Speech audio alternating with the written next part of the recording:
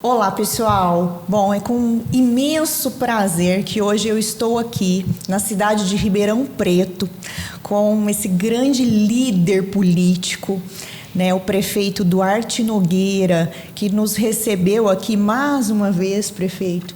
Então, venho agradecer aí e gostaria de contar para vocês, barretenses, um pouquinho da história, desse grande prefeito, dessa grande liderança. Ele foi prefeito reeleito aqui na cidade de Ribeirão Preto, por 2 mandatos consecutivos aí. O segundo mandato, houve um percentual muito grande, histórico, de aprovação aí e de ganho eleitoral. Deputado federal por 3 vezes, deputado estadual por 3 vezes, fora que já passou por várias secretarias do estado de São Paulo, secretário da Habitação, secretário de Transporte e Logística e Agricultura. Enfim, e Agricultura. Isso. Obrigado, prefeito. É que é um currículo muito extenso, né? Então, seja bem-vindo ao meu podcast.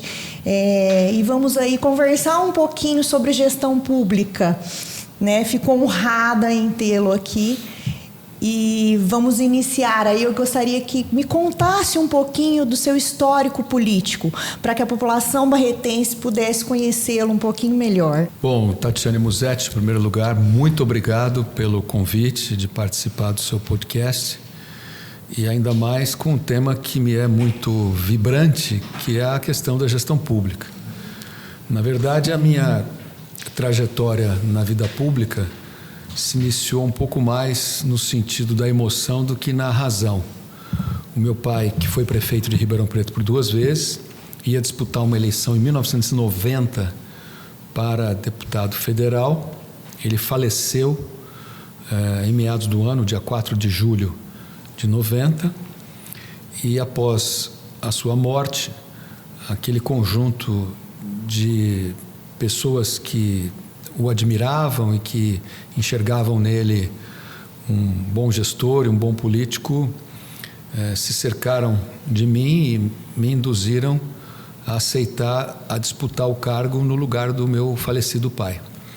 E aí, por isso que eu repito, foi mais na emoção do que na razão. Eu disputei a eleição para deputado federal, não fui eleito, fiquei na suplência, mas aquilo abriu uma oportunidade que eu até então não tinha tido com o meu pai vivo, que foi a chance e a oportunidade de disputar uma eleição, E em seguida, em 92, já com um pouco da experiência de 90, mesmo não vitoriosa, eu fui candidato a prefeito.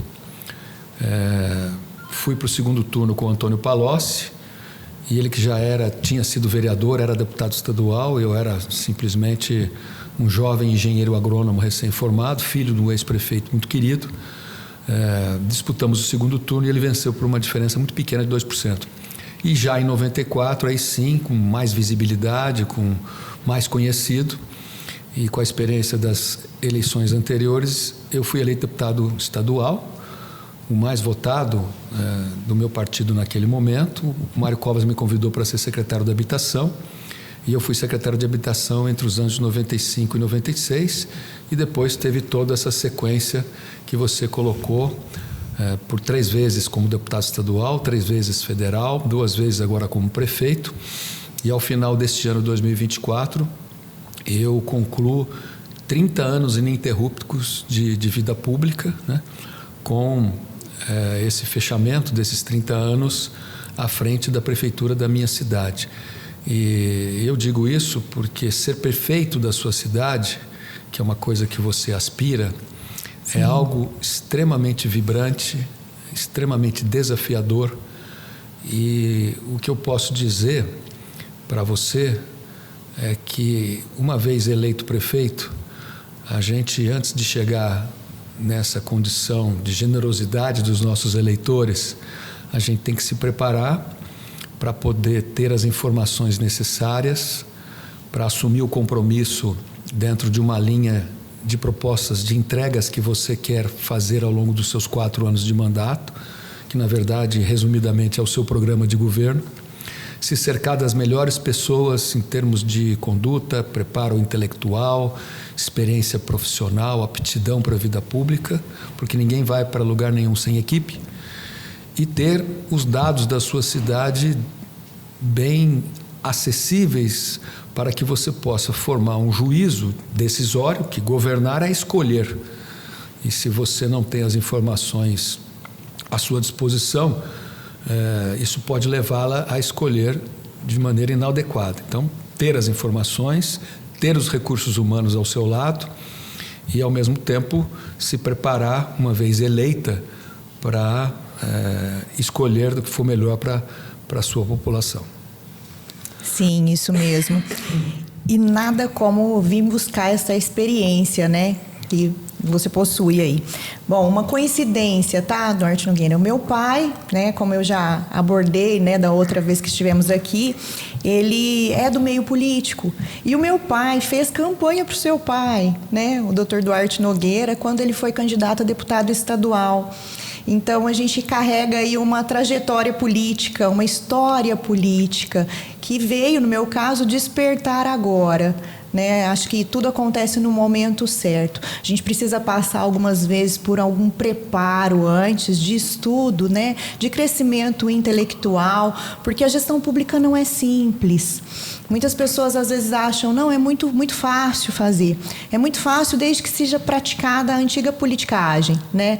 Mas uma gestão pública com eficiência, ela precisa de um estudo, precisa de um preparo, né? Assim como você tem.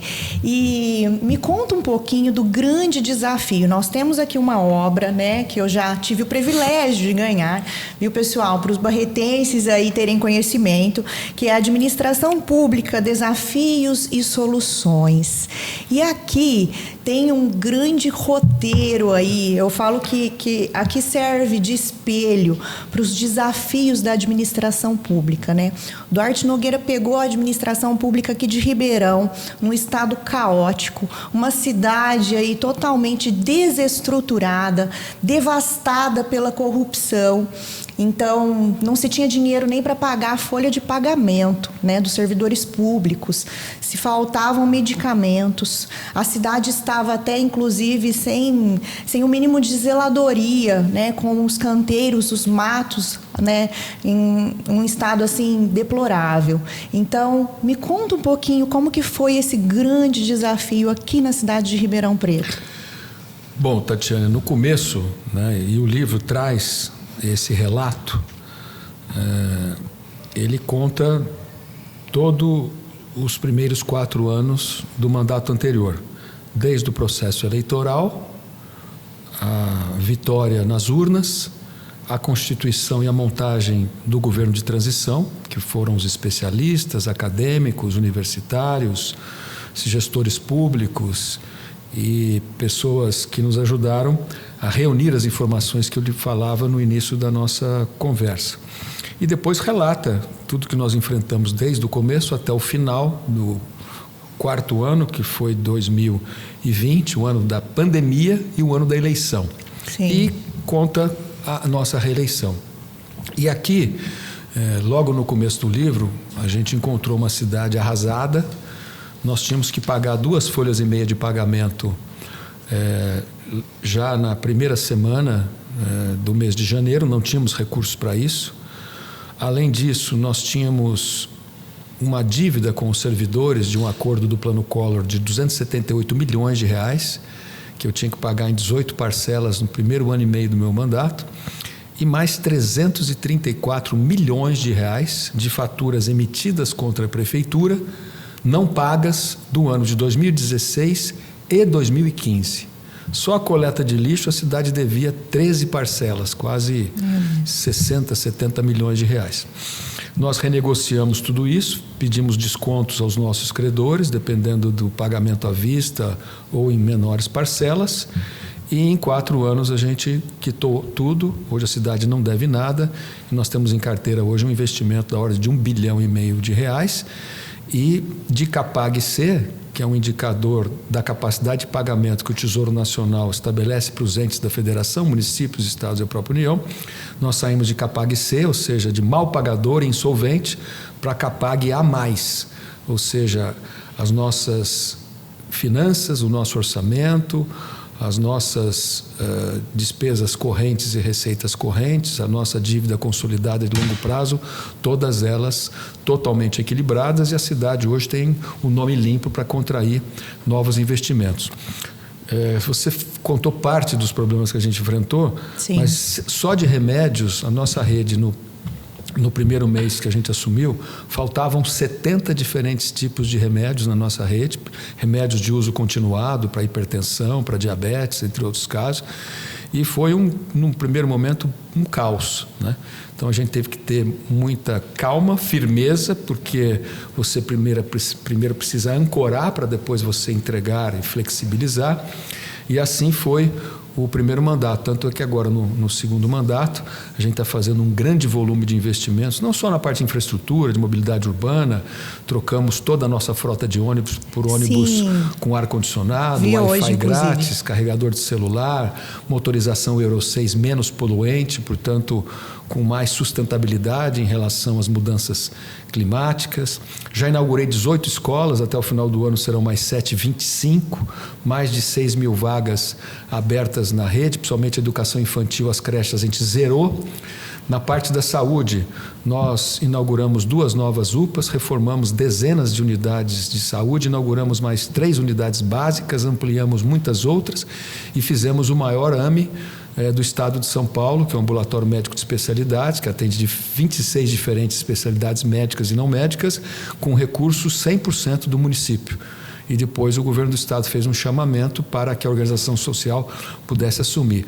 A cidade de Barretos, inclusive, tem um certo privilégio porque ela tem 2 ou 3 AMEs, né? Sim. Um AME especialidade, um AME cirúrgico, e que eu também me inspirei para montar o projeto aqui de Ribeirão. Então, a gestão, ela é, na verdade, uma total sinergia entre o que você quer fazer e se comprometeu a entregar com os elementos que você tem à sua disposição para isso. Então, você tem recursos financeiros, recursos materiais, recursos humanos, insumos e um ativo que é muito importante na gestão pública, que é o tempo. Porque diferente de um empreendimento particular, privado, você tem o tempo que aquilo sobreviver, que aquilo puder ser realizado. A administração pública tem 4 anos do mandato, né? Então você tem que se organizar para que nesses 4 anos você entregue tudo que você prometeu. E uma coisa que eu aprendi com o Mário Covas é que o seu governo, durante os 4 anos, ao encerrar, ele vai ser exatamente as medidas e as decisões que você tomar nos primeiros 6 meses. Porque, na verdade, são nos primeiros 6 meses que você estabelece todo o seu planejamento para o seu mandato como um todo. Então, é muito importante você estar atenta com a questão do tempo para que haja, dentro da cronologia do seu mandato, espaço suficiente para você entregar tudo que você se comprometeu a fazer. Bom, uma aula, né, prefeito? E o que eu trago aqui como lição, né, do seu livro, logo no início foi implantada uma metodologia que são os 5 P's, né, que eu achei muito interessante. Então, assim, é priorizar, planejar, propagar, persistir e perenizar. E você passou isso para a sua equipe, né? Motivou a sua equipe e deu balizadores de conduta para que eles conseguissem atingir os objetivos almejados. Então, eu acho que esse é o caminho de uma gestão pública eficiente, né? Nós precisamos trazer esse conhecimento que às vezes só é aplicado na iniciativa privada para a gestão pública. E Ribeirão Preto é o exemplo disso, que deu certo por trazer toda essa motivação, esse direcionamento, né? Essa diretriz, inclusive implantando essa novidade aí dos 5 P's, que eu achei muito interessante. Quando eu entrei no cenário político, né, Duarte, me falaram assim, nossa, mas você tem, né, ideias de trazer uma política boa, uma política eficaz, mas isso apenas 6, 7% dos políticos que têm esse ideal. Eu ouvi isso de uma pessoa. E aquilo eu refleti e eu pensei, tudo bem, então eu vou fazer parte desses 6%. E a gente vê como, assim como você, né, assim como nós temos o prefeito, né, Paulo Serra também, são exemplos de gestões públicas eficientes, de gestões públicas comprometidas com o ideal da política, que é ser o instrumento do bem-estar da população. Muitas vezes esses requisitos eles são esquecidos, né? E a boa política é deixada de lado em troca de uma politicagem de trocas.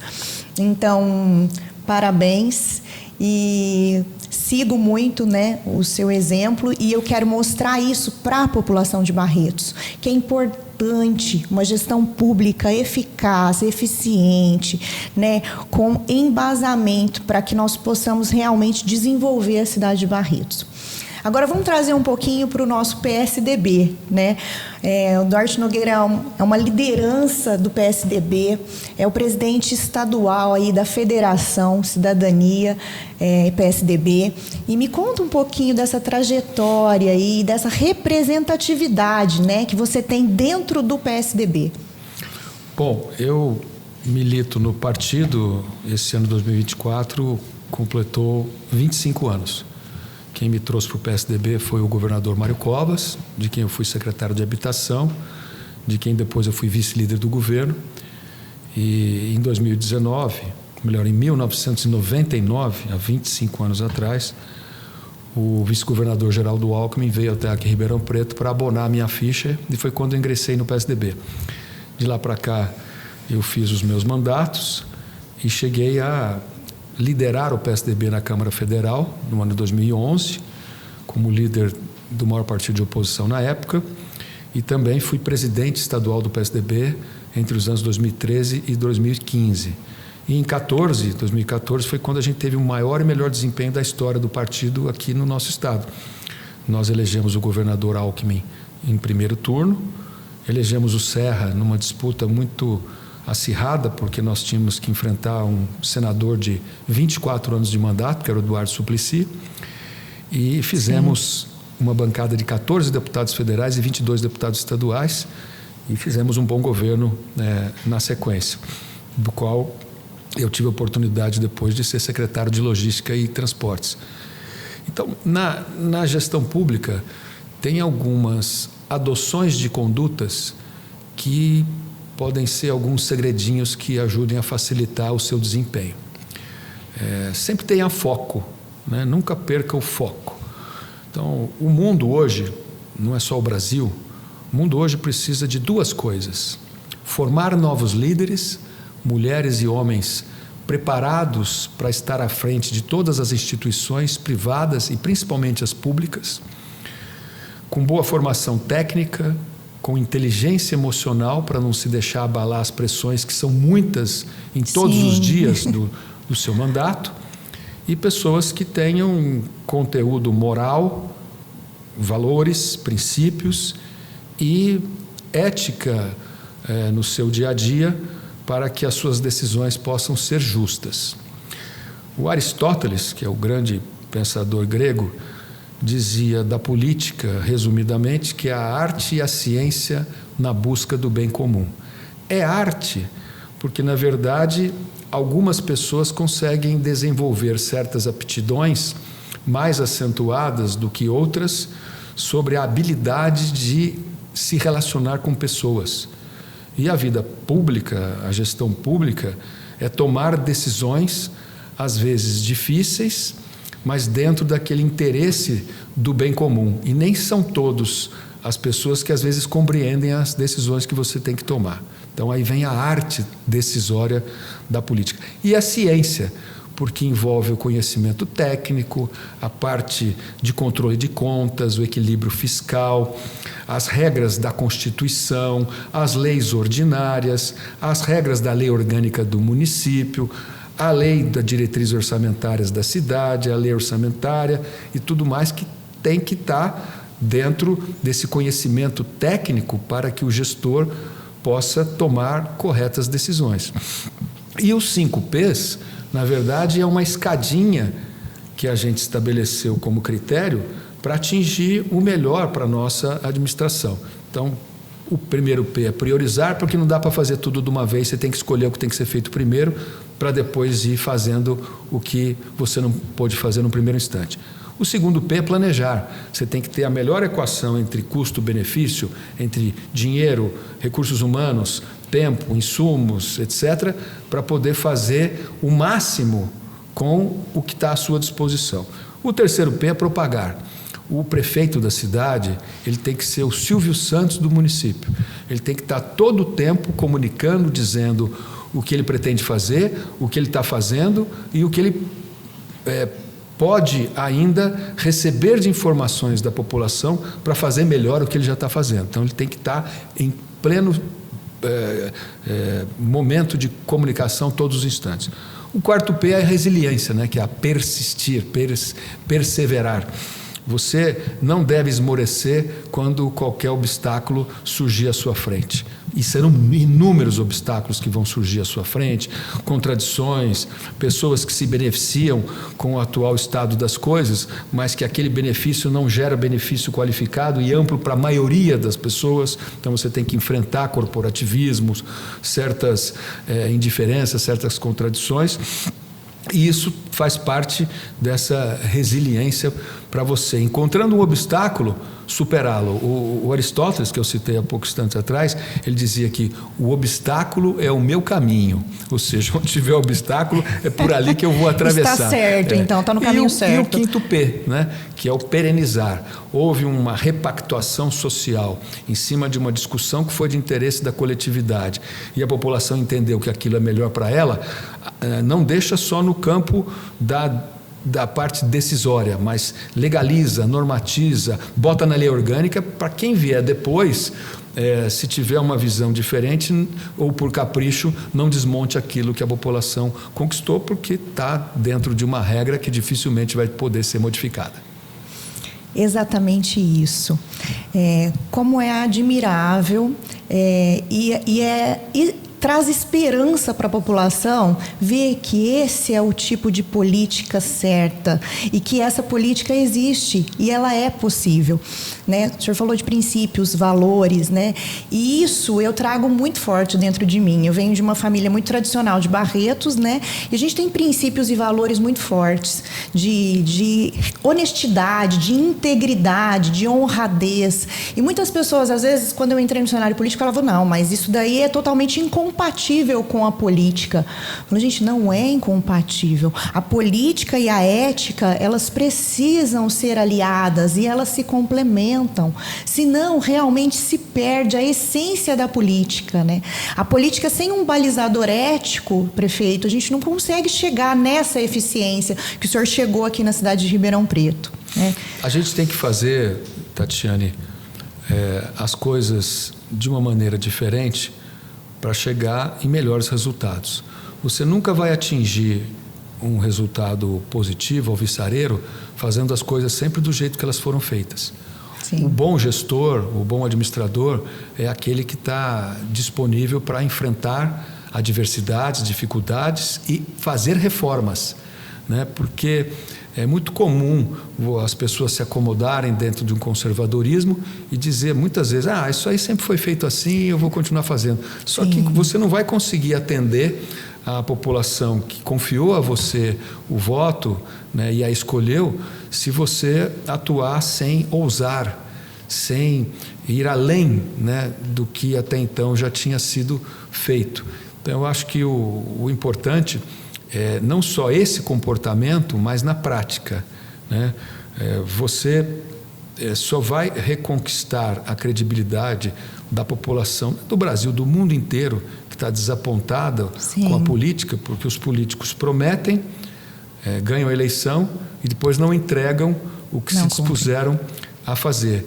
Você só vai reconquistar essa confiança e, ao mesmo tempo, permitir não só que o eleitor confie nos seus gestores, nos seus representantes, mas também que eles participem mais da vida pública. Nós precisamos de mais líderes. Hoje é muito difícil você pegar um jovem, uma jovem, ou uma pessoa dentro da comunidade. Não, vem me ajudar na política, vamos fazer a diferença, Sim. Vamos mudar. Ah, não, isso aí é sujo, é complicado, eu vou me queimar, porque a política assusta, né?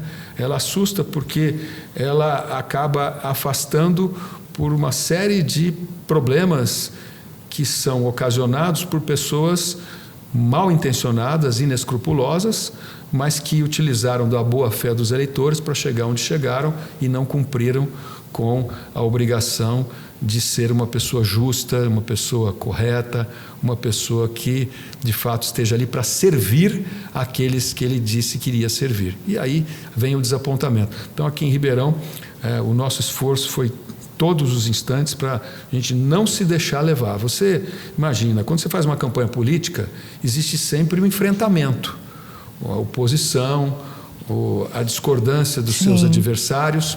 E geralmente você entra numa campanha política quando você não está no mandato e quer conquistá-lo, você aponta defeitos sempre nos seus adversários. Ah, esse é incompetente, esse é desonesto, esse é fisiológico, esse é uma pessoa despreparada. A gente tem que tomar muito cuidado para, se a gente for escolhido pela população, a gente não se transformar naquele que a gente criticava. E isso você tem que ter em mente todos os dias do seu trabalho, para quando você olhar no espelho, você não enxergar o seu mais vil adversário que você tanto criticou. E isso tem a ver com a retidão e, ao mesmo tempo, de não abrir mão nas suas convicções que te levaram até ali e que acabou captando a confiança dos seus eleitores. Sim, exatamente isso. Eu falo assim, a todo momento, prefeito, eu tenho feito essa introspecção, porque é desafiador já na campanha. Eu falo que o desafio da política começa na pré-campanha, né? Ali você sofre chantagens, ataques de todos os tipos. Então, essa integridade, esse olhar reto, essa busca do propósito é o que me mantém firme na minha caminhada. E as ideologias do PSDB, eu falo, casaram muito com os meus princípios e valores. A gente vê o PSDB como um partido de centro, um partido que diz não aos extremismos. Eu acho que os extremismos só causam desavenças na sociedade e não procuram a solução para os problemas sociais que existem.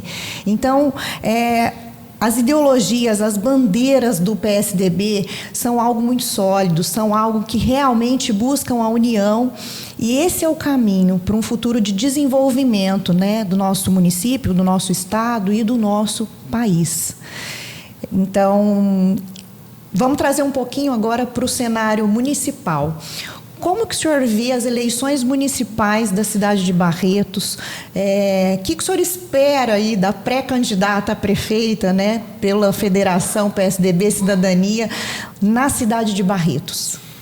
Bom, Tatiana, eu já lhe disse isso no dia que nós estivemos juntos na convenção do PSDB, que nós precisávamos renovar os nossos quadros, os quadros políticos do partido, e formar novas lideranças. E você é uma esperança nessa direção, né?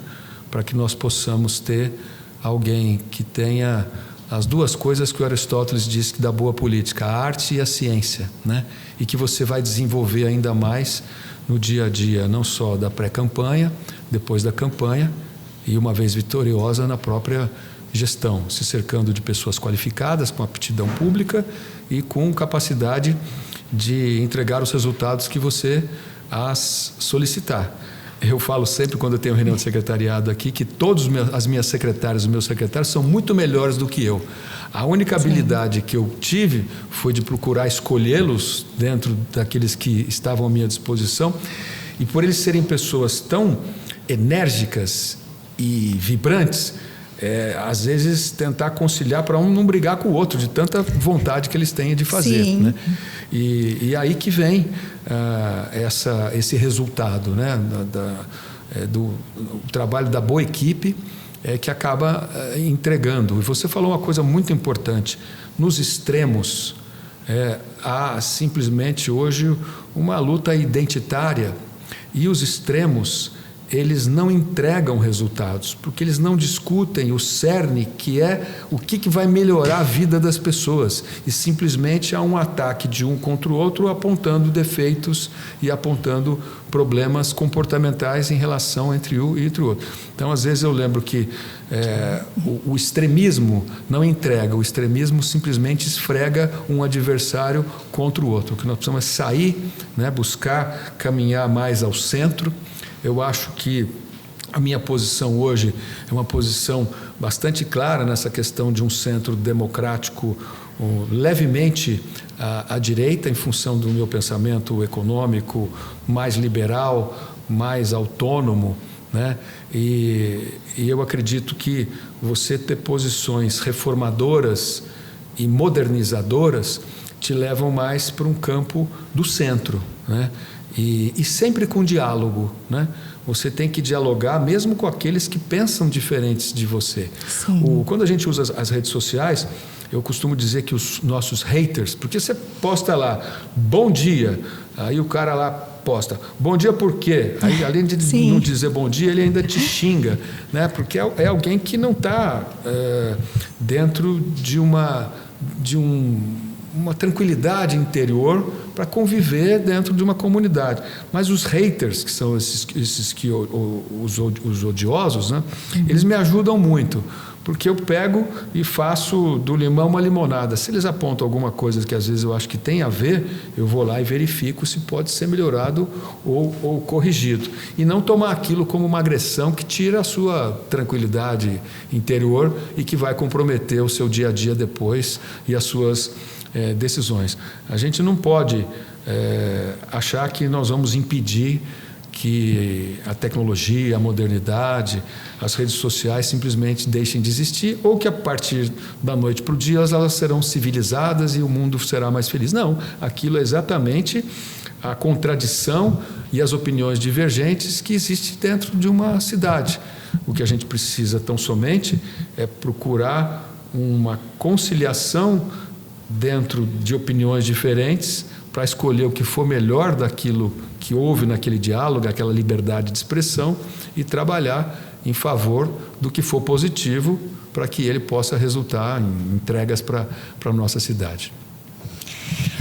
Bom, prefeito, eu gostaria de agradecer esse diálogo, né? Esse grande troca aí de informações que engrandeceu aí o podcast e trouxe para a população barretense, mostrou um nível diferente da política. Nós precisamos, em Barretos, elevar o nível da política. A política precisa ser realmente nesse campo que o senhor pratica aqui em Ribeirão Preto, né? De gestão pública eficiente, de discutir propostas, de olhar para o povo, para a população barretense que está sofrendo. Então, esse é o ideal do PSDB, esse é o ideal do Duarte Nogueira, esse é o ideal que eu, Tatiane, carrego dentro do PSDB, né, levando essa proposta para Barretos. Para finalizar, eu só gostaria que você me falasse um pouquinho o que espera do próximo prefeito aí de Barretos, das eleições de Barretos. Bom, eu vou sintetizar uma frase do Mário Covas, que retrata a essência da escolha na democracia. E o Covas dizia, abre aspas, o povo nunca erra, o povo sempre acerta, desde que ele tenha todas as informações. Então, o processo eleitoral, ele tem que ser um processo aberto e sincero, dentro do possível, apesar de que a política nem sempre traz muita sinceridade, diferente num jogo de futebol, onde os jogadores vão lá e disputam a bola, às vezes dá canelada, o juiz aponta a falta. Na política, às vezes, você não vê as caneladas, você não vê o jogo sujo, você não vê a parte de valores ruins para poder tentar engrandecer o processo político. Então, a gente, às vezes, tem que enfrentar isso de peito aberto, né? Ser muito objetivo, claro, e sincero nos seus pensamentos e naquilo que você diz, né? Para que as pessoas sintam confiança na sua conduta, né? E essa confiança e a visibilidade que a gente tem como candidato resulte na escolha e no voto do eleitor. Então, se a gente tem uma boa discussão eleitoral e elevar o nível das propostas e, ao mesmo tempo, dizer coisas factíveis e não promessas vazias que depois não vão acontecer, que ilude principalmente a população menos informada, a população mais simples das nossas cidades, a gente tem que combater isso. A gente tem que elevar o nível da discussão política para eleger os melhores e trabalhar que não sejam eleitos os piores, né? Para a gente poder ter pessoas de fato vocacionadas para a vida pública e a gente ter mais qualidade de vida para a nossa população. Esse é o desejo e a mensagem que eu deixo para a população de Barretos, para a população barretense, na certeza de que eles vão estar exercendo na essência essa máxima do Mário Covas, né? Que o povo não vai errar se eles tiverem todas as informações. Sim, isso mesmo. Mais uma vez, muito obrigada. E eu deixo aqui um convite, né, para que a sua presença, né, eu não sei dentro da possibilidade da agenda, mas fazer uma visita a nós barretenses aí na minha convenção, né, que vai ser realizada em breve, para nós concretizarmos aí a pré-candidatura, né, a prefeita de Barretos, e seria uma honra recebê-lo na cidade de Barretos. Eu aguardo o convite, a data, o local, para que eu possa, dentro aqui da nossa agenda, que é bastante intensa, me programar para estar presente lá para trazer uma palavra de incentivo, de apoio e a nossa torcida para que o eleitor de Barretos tenha, no dia da eleição, no silêncio da cabine de votação, a melhor escolha possível. E se ela recair sobre você, na maioria, e você foi eleita, Tatiane, que você possa fazer uma boa gestão e, ao invés de frustrar, como às vezes acontece, você possa ser uma nova revelação, uma nova liderança que a gente precisa tanto no nosso país. Com certeza. É isso que eu busco, eu acho que esse é meu ideal, e me espelhando aí no seu exemplo de gestão pública eficiente, desse olhar da essência da política. Muito obrigada, prefeito, e que continue a sua trajetória política, porque o Brasil precisa de pessoas, lideranças políticas assim como você. Eu que agradeço. Boa sorte, Tatiane. Obrigada. Sucesso, viu? Estou torcendo aqui. Obrigada.